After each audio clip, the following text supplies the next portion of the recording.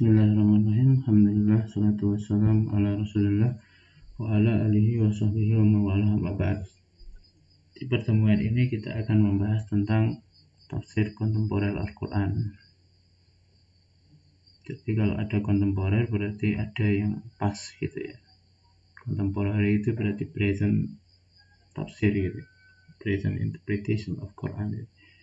Jadi tafsir hari ini berarti ada hari yang kemarin dan ada yang besok gitu. Oke. Ada satu persoalan yang harus disepakati dulu, bahwasanya persoalan tafsir ini selalu dinamis. Jadi yang dulu sampai hari ini itu selalu berkembang. Nah, dan nanti kalau kita bicara tentang definisi, persoalan hari ini itu ternyata lebih kompleks dari yang dulu. Kalau dulu strukturnya sebelum pre-modern, jadi zaman sebelum modern itu cenderungnya simpel.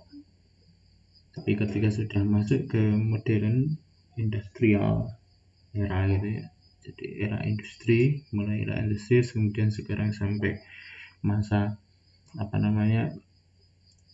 information era ini ya, ini semakin kompleks. Jadi cara pandang untuk melihat Quran tentunya tidak bisa, harusnya tidak bisa disamakan antara yang di zaman pre-modern dan di modern, bahkan di postmodern. Harusnya begitu gitu ya. Makanya kemudian muncul tafsir dan muncul klasifikasi tafsir antara tafsir terdahulu, tafsir zaman dulu. Nah, zaman dulu pun karena rentangnya 14 abad, maka awal, tengah, tentu kan begitu juga. Nah, harusnya terbagi begitu. Nah, ketika kita memahami periodisasi begini gitu ya, kita akan melihat sebenarnya cara pandang kita terhadap Quran itu apakah pakai cara pandang hari ini atau cara pandang dulu, yang dulu itu ketika awal atau tengah atau akhir. Ini penting gitu ya.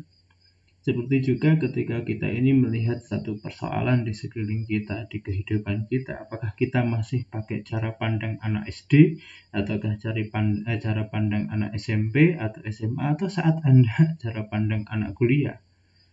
Atau bisa jadi kita ini nggak bisa membedakan cara pandang kita yang ketika sudah kuliah dengan cara pandang kita sebelum kuliah.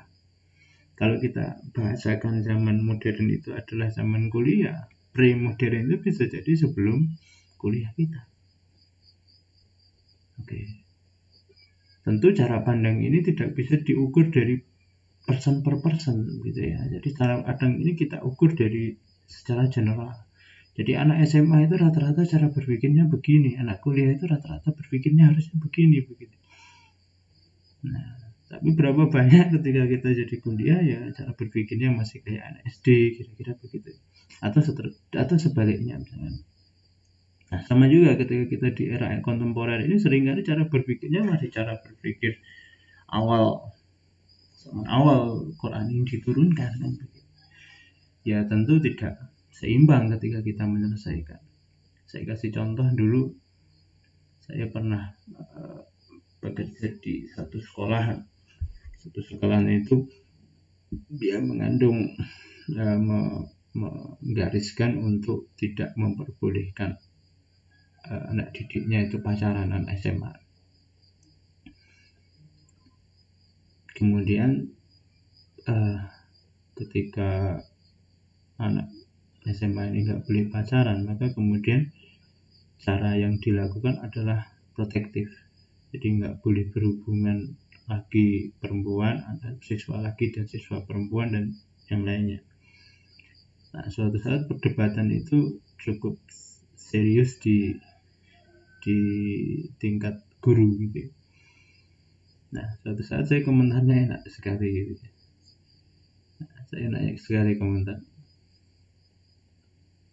Kita ini barangkali mampu memprotek anak-anak SD, SMP untuk tidak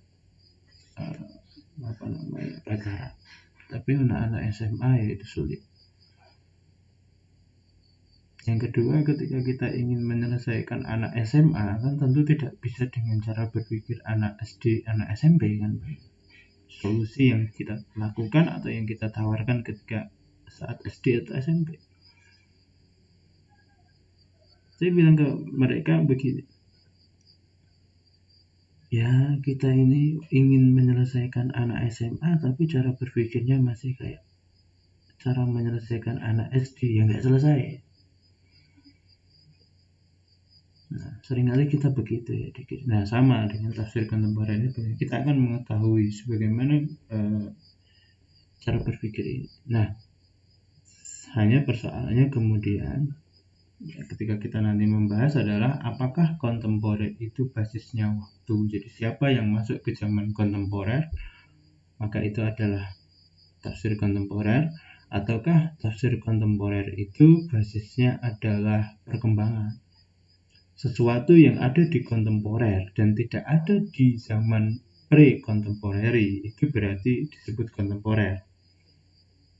Ataukah begitu? Jadi saya ulangi ya, apakah kontemporer itu semua jenis tafsir yang ada di zaman kontemporer disebut kontemporer, ataukah kontemporer itu disebut sesuatu yang ada di zaman kontemporer saja, sementara sebelumnya nggak ada itu yang disebut sebagai kontemporer atau new trend, ya, trend baru dalam kontemporer itu disebut tafsir kontemporer.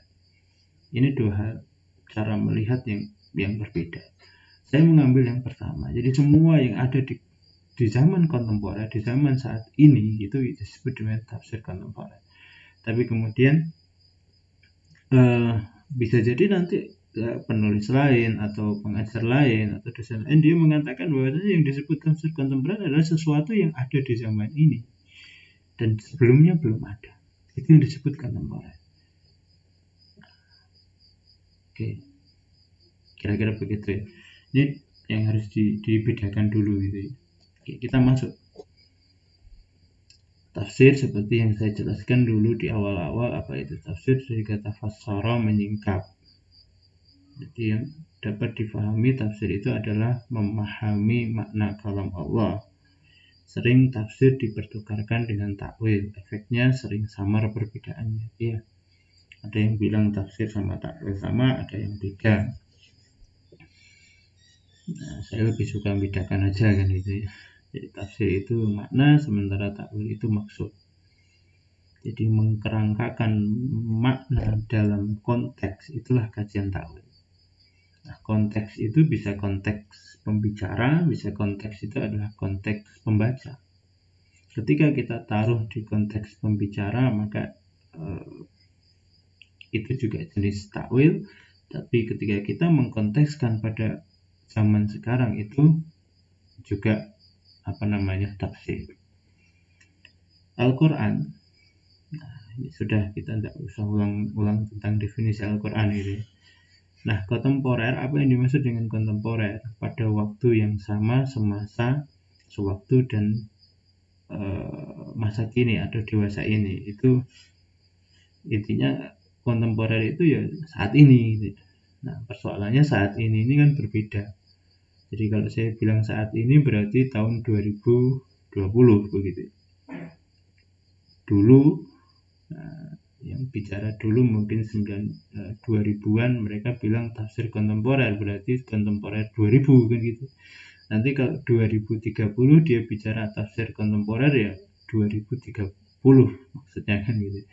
Nah, kita harus perjelas dulu batas saat ininya apa. Kita akan bahas di setelah ini gitu ya. Jadi tafsir kontemporer sebenarnya adalah kajian makna dan maksud Al-Quran masa kini. Masa kini ini yang lebih jelas sebenarnya adalah modern gitu ya. Nah, kita lihat batas kontemporer itu kapan. Tidak ada kesepakatannya. Jadi batas kontemporernya kapan. Antar pengkaji Quran itu tidak ada kesepakatan. Tapi kalau saya lebih suka begini. Jadi sejak keruntuhan simbol politik Islam Turki Utsmani maka disebut kontemporer. Kenapa? Karena di situ tidak ada political model. Jadi model politis atau Islam model itu nggak ada. Ketika nggak ada Islam model, maka kemudian setiap orang berpikir untuk menemukan modelnya. Kalau dulu ketika khilafah masih ada, maka ada simbol itu kita akan mencari yang sama dengan khilafah itu, apalagi itu khilafah warisan yang sekian abad kan gitu ya. Jadi nggak usah debat lah khilafah itu ada atau nggak ada, nggak usah debat itu, sejarahnya ada. Kalau khilafah itu simpangan atau nggak ada penyimpangan itu nggak usah debat itu adalah historical facts, itu reality, itu adalah fakta sejarah gitu. Masalah kemudian apakah fakta sejarah itu compatible for today gitu, apakah itu sesuai untuk hari ini, relevan today gitu ya, untuk hari ini atau tidak, itu urusan lain gitu. Tapi intinya khilafah di Islam itu ada gitu. Apakah namanya khalifah atau namanya sultan atau namanya apapun, tapi ya sama aja, itu semua faktanya secara ada. Dan khilafah pertama, khilafah kedua itu dinamikanya berbeda, iya. Tapi sudahlah, itu persoalannya. Jadi nanti kalau ada orang ribut-ribut soal khilafah, nggak usah diikutin, itulah ngapain itu. Kecuali Anda mau serius mengkaji tentang the caliphate in Islamic word gitu ya. Silahkan kalau Anda membahas itu. Anda runut dari depan belakang, terus kemudian Anda membahas tentang kritik dan seterusnya, itu tidak jadi masalah. Tapi kalau hanya sekedar meributkan itu saja ya, menegasikan juga nggak mungkin gitu ya, dan memaksakan itu terjadi hari ini ya saya kira agak sulit. Bukan nggak mungkin, tapi agak sulit. Artinya apa?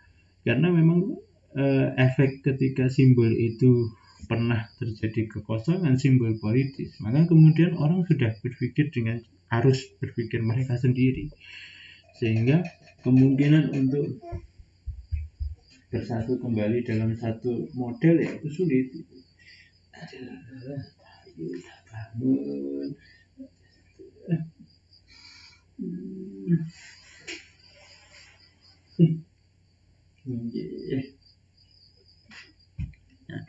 Artinya itu lebih sulit. Kalau dulu satu model lah itu selesai. Nah, setelah khilafah ini nggak ada begitu ya, simbol itu berhenti, maka kemudian timbul 3 arus berpikir. Jadi arus salafism, arus westernism, arus moderat. 3 arus inilah yang menjadikan tafsir itu berbeda. Salafism berorientasi pada taksil atau orisinalisasi, westernism berorientasi pada modernisasi atau tahdits. Jadi menyesuaikan dengan perkembangan barat, bagaimana kita bisa sejajar dengan barat. Kalau yang tadi itu bagaimana hal-hal yang menyimpang ini kemudian dibalikkan pada struktur awal tafsir gitu ya. Kemudian kita tumbuh kembali. Tentu yang awal ini lebih rumit gitu. Terus yang ketiga arus moderat yang melakukan seleksi atau yang disebut dengan tanbih atau tarjih. Nah, ini arus moderat atau sering disebut arus wasati. Nah, itu ya. Nah, ini jadi yang disebut kontemporer itu sejak kekosongan itu. Dan kemudian kalau begini ini berarti tafsir Quran itu enggak tunggal, yang kontemporer. Makanya saya tadi di atas saya sampaikan yang disebut dengan tafsir kontemporer itu adalah tafsir yang ada pada zaman modern ini atau postmodern ini. Karena ukurannya adalah ketidakadaan simbol politik. Nah, ketika kita memahaminya nanti orang salafisme ya harus ditaksir gitu ya. Yang salah-salah ini dibuang. Nah, kemudian harus dibenarkan. Nah, ukuran salah dan benar ya rata-rata mereka bayani nantinya. Jadi nanti ada 3 epistemologi bayani, ada epistemologi burhani, ada epistemologi irfani.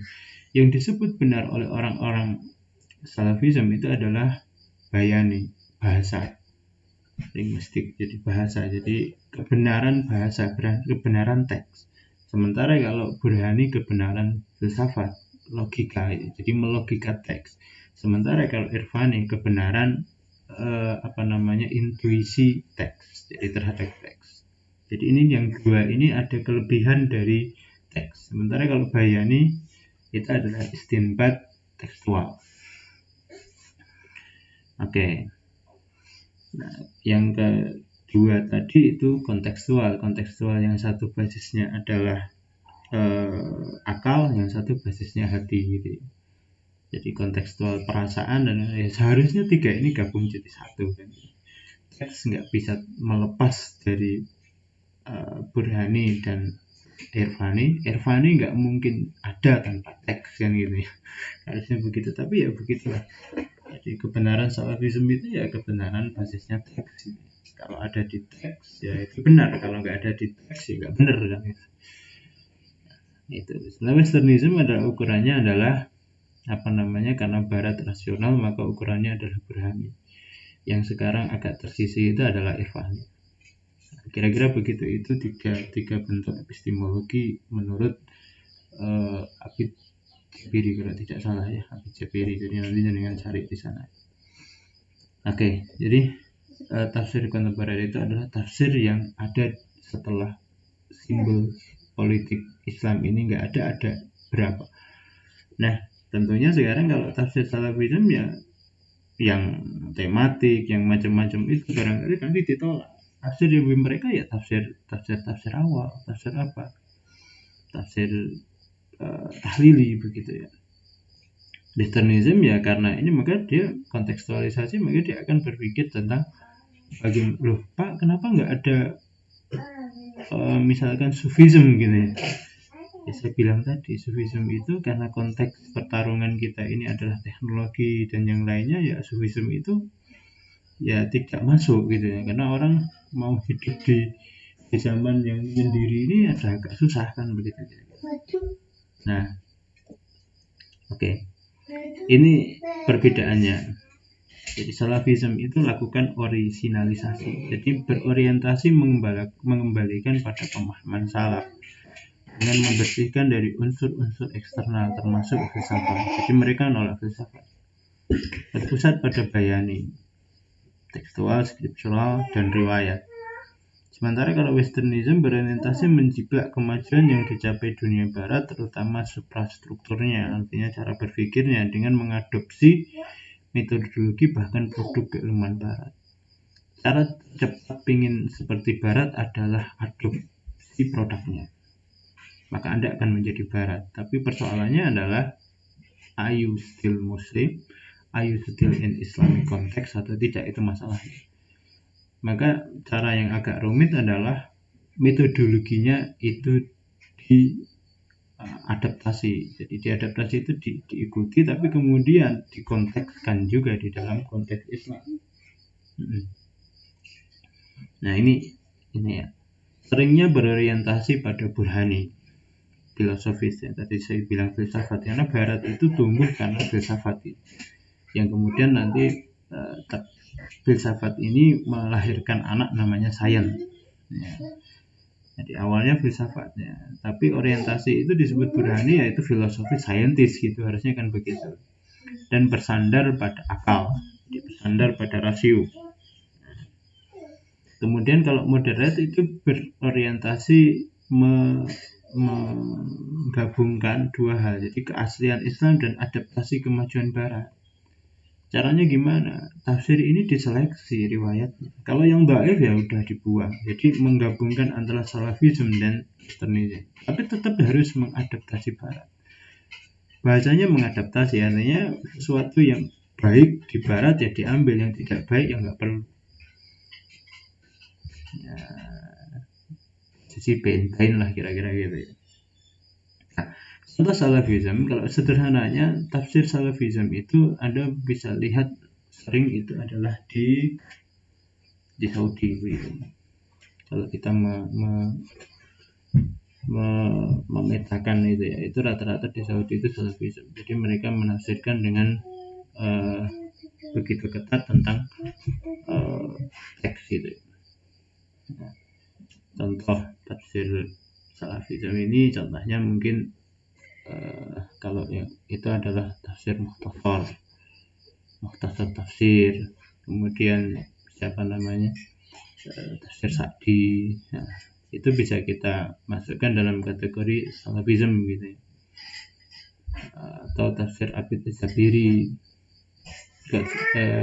bukan Al-Jazairi, bukan Abid Al-Jazairi gitu ya. Nah, itu contohnya tafsir modern yang rata-rata muncul di sana. Yang kedua, kalau tafsir Westernism ini dia tidak di satu negara, karena yang jiplak total itu memang nggak ada. Dia ada di mana-mana. Tokoh-tokoh sentral yang mungkin mereka mencoba membahas metodologis dan juga membahas tafsir, beberapa poin-poin tafsir yang harus diperhatikan adalah ini konteks sosial biasanya, karena yang bisa difilsafat itu adalah konteks sosial. Kalau akidah kemudian akhlak seringkali tidak masuk dalam konteks ini, dalam pola Westernism ini. Jadi orientasi yang mereka lakukan adalah yang ada dalam persoalan sosial. Nah, tokoh-tokohnya misalkan Nasir Hamid Abu Zaid, dia menulis Mafhumun Nas, itu ya. Terus kemudian Syahrur. Contoh yang lain misalkan Abid Jabiri, dari yang nulis tafsir berbasis tafsir Quranul Karim atau apa gitu, yang berbasis kronologis gitu ya. Nah, dan yang lainnya gitu. Jadi ada banyak di situ. Tapi mereka memang nggak punya tafsir lengkap. Jadi dari awal sampai akhir. Kenapa? Saya sudah bilang tadi, fokus mereka adalah sosial. Atau bahasa mereka adalah mengantropologisasi gitu ya, mengantropologisasi gitu ya, gitu ya, atau mengantropologiskan Quran. Jadi orientasi yang tadinya berpusat pada Allah itu menjadi berpusat pada manusia. Jadi dilihat dari konteks manusia. Maka urusan manusia itu adalah urusan self and sosial. Jadi urusan diri dia dan urusan sosial. Dan urusan diri ini seringkali tidak menjadi persoalan karena itu private. Ketika itu private ya you I kira-kira gitu. Kamu saya gitu ya. Tapi kalau kemudian persoalan sosial ini yang kemudian menjadi fokus sering mereka. Jadi ketika persoalan gender, persoalan keadilan sosial gitu ya. Dan dalam bahasa itu kesetaraan sosial itu seringkali menjadi persoalan. Misalkan tentang waris, kenapa kok harus 2:1? Ini memungkinkan konflik, maka kemudian mereka membahas.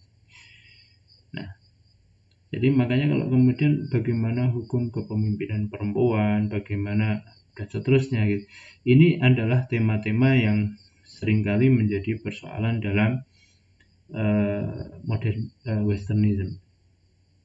Kemudian persoalan jihad ini dikritik betul begitu. Kenapa? Karena jihad ini kalau difahami perang, maka kita akan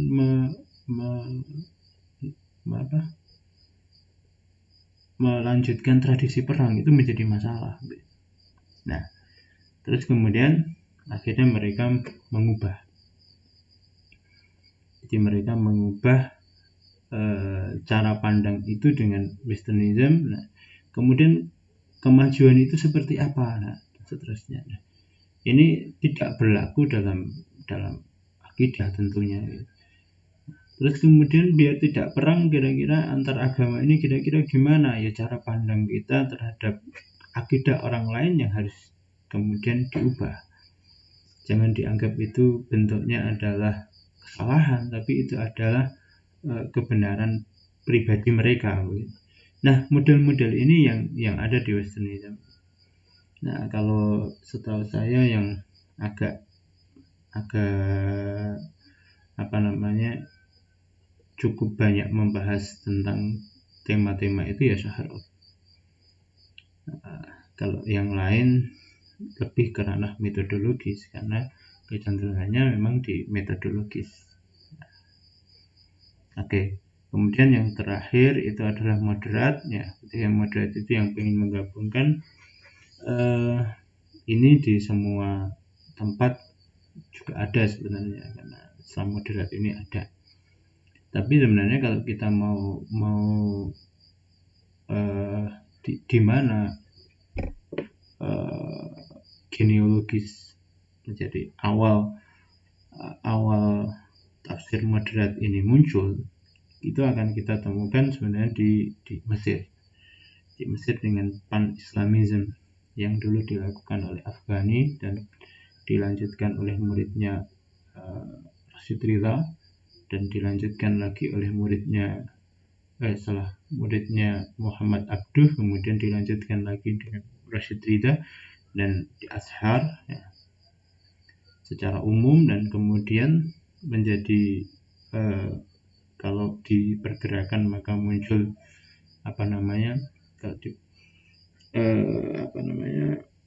IM begitu ya. IM awal ya. Nah, IM awal Albana dan yang lainnya. Nah, itu yang kemudian mewarnai secara umum. Ya. Secara umum gerakan-gerakan modern yang ada di masing-masing negara. Dan tafsir-tafsir mereka ya cenderungnya adalah yang sering disebut dengan tafsir bercorak adabi istimai atau islahi gitu ya. Tafsir adabi istimai ini adalah tafsir-tafsir sosial. Maka ada pertemuan sebenarnya Westernism dan moderatnya, ada pertemuan apa? Fokus mereka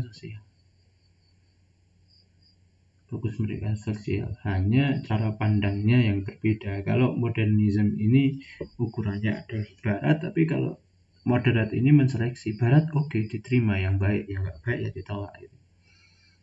Nah, contoh-contoh yang mungkin bisa kita pakai adalah tafsir Rashid Ridha Al-Manar, tafsir Muhammad Abduh, dengan Muhammad Abduh ini. Nah, kemudian tafsir Al-Quranil Azim Muhammad Shaltut. Nah, terus kemudian generasi-generasi berikutnya. Nah, di sini kemudian nanti muncul tafsir tematik, ya, Amin Khuli dan yang lainnya kira-kira gitu ya. Terus kemudian muncul berikutnya dengan beragam. Oke. Ini ya. Ini kalau di Indonesia, tafsir di Indonesia siapa ya? Ya cenderungnya memang hanya persoalan-persoalan sosial ya. Nah, terus bagaimana kategori tafsir misbahnya Prof. Quraisy itu masuk kategori mana? Kira-kira begitu ya. Apakah dia masuk Salafism atau Westernism atau moderat? Ya, kalau saya ya cenderungnya beliau moderat. Meskipun ketika persoalan-persoalan sosial itu dia pakai perspektif moderat, tapi kemudian kalau nggak ada yang sosial maka kemudian dia kepada konteks Salafism dengan sedikit linguistik tentu gitu ya. Oke, saya memahaminya begitu. Wallahu a'lam, barangkali ini ya, jadi contoh-contohnya bisa Anda cari yang sudah saya sebutkan beberapa tadi. Nah, tapi ragamnya kira-kira ini. Ya, tidak perlu diperpanjang. Silakan nanti kalau ada yang bertanya silakan bertanya pakai WA, atau ketika masih ada online meeting maka di online meeting. Nah, subhanakallahumma wa bihamdika asyhadu an la ilaha illa anta astaghfiruka wa atubu ilaik.